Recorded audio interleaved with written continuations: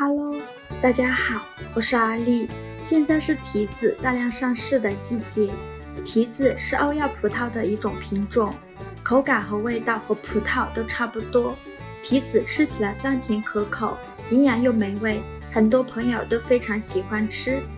那我今天呢，就分享个提子的新吃法，顺便分享一个清洗提子的小技巧。我们都知道提子皮的营养也是非常的丰富，所以我们在吃提子的时候，把提子清洗干净，就可以连皮一起吃了。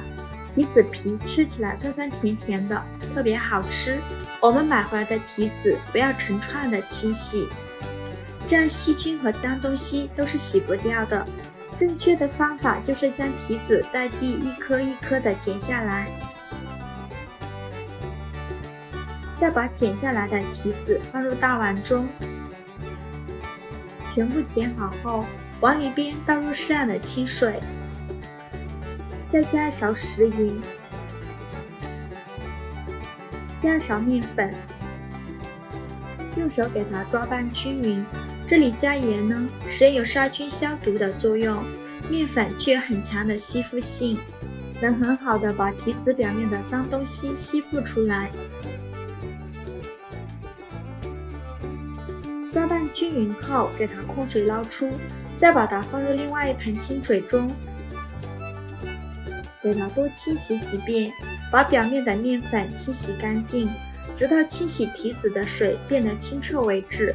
洗净后，给它控水捞出，装入大碗中备用。像这样，我们的提子就已经洗得非常干净了。这样我们就可以连皮一起吃啦，洗得干净，吃着也非常的放心。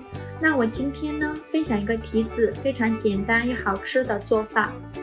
首先，我们把洗净后的提子皮剥掉，提子皮我们不用了，可以扔掉。把剥皮的提子装入盘中，全部包好后，给它放一旁备用。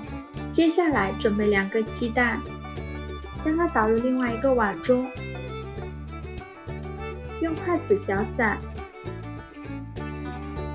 搅散后放一旁备用。再准备一个盘子，往里边倒入适量的玉米淀粉，给它放一旁备用。接着再准备适量的面包糠，将它倒入另外一个盘中。然后我们取一个去皮的提子，把它放入淀粉的盘中，给它均匀的裹上一层淀粉，像这样子就可以了。再把它夹出来，放入鸡蛋液的碗中，再给它均匀的裹上一层鸡蛋液，像这样子就可以。再把它夹出来，放入面包糠的盘中，给它均匀的裹上一层面包糠，像这样子就可以啦。再装入盘中备用。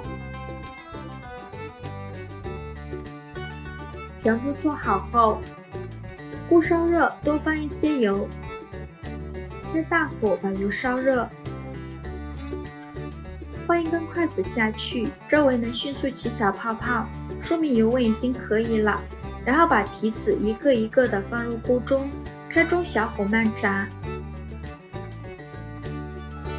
炸至定型，给它翻一面。炸的过程中要不停的翻面，防止炸糊了。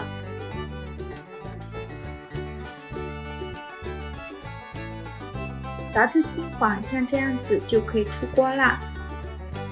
全程大概需要炸5分钟左右。